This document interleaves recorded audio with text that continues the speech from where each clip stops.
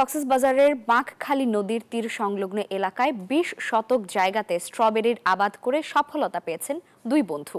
স্ট্রবেরির বাগান দেখতে প্রতিদিন সেখানে ভিড় জমান অনেক দর্শনার্থী। আরো জানাতে যুক্ত হচ্ছেন সহকর্মী ইরফানুল হাসান। ইরফান, জানতে চাইছি স্ট্রবেরির আবাদ নিয়ে কি তথ্য রয়েছে আপনার কাছে, বিস্তারিত জানাবেন আমাদের।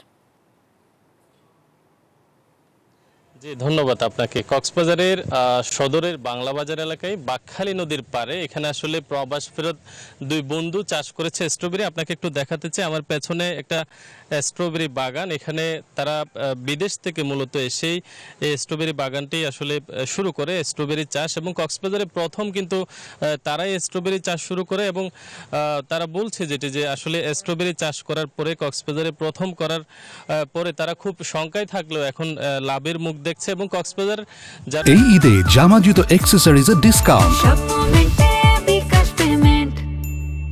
ঘুরতে আসে, বিশেষ করে রমজান মাসে আসলে মানুষের যে ঘোরাফেরার জায়গাটি হিসেবে এখানে মানুষজন আসছে এবং নিজেই ক্ষেত থেকে তুলে নিয়ে কিন্তু স্ট্রবেরি নিয়ে যাচ্ছে। আমি একজনের সাথে একটু কথা বলতে চাই। আপনি আসলে কবে এসেছেন এবং কক্সবাজারে স্ট্রবেরি কিনে আপনার কেমন লাগছে?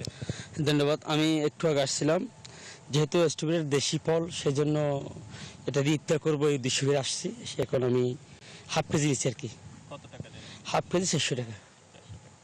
জি, আমরা যারা এখানকার যারা উদ্যোক্তা আছে তাদের সাথে কথা বলেছিলাম। তারা আসলে যেটি বলছেন যে এখান থেকে যারা দর্শনার্থীরা আসলে এই ক্ষেতটি দেখতে আসছেন তারা মূলত নিজ থেকে নিজে আসলে অনেকে স্ট্রবেরিটা আসলে ধরে তারপরে সেখান থেকে আসলে তারা নিজেরা নিয়ে যাচ্ছে। আমি যারা উদ্যোক্তা রয়েছেন তাদের সাথে কথা বলেছি। তারা যেটি বলছেন আসলে মোটামুটি বলা যায় যে তারা লাভের মুখ দেখছেন, এবং এই যে চাষাবাদ স্ট্রবেরি এটি তারা শুরু করেছে ছোট করে, আগামীতে আরো বড় করে করবেন বলে তারা প্রত্যাশা করছেন।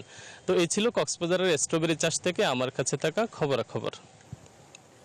ইরফান, ধন্যবাদ আপনাকে।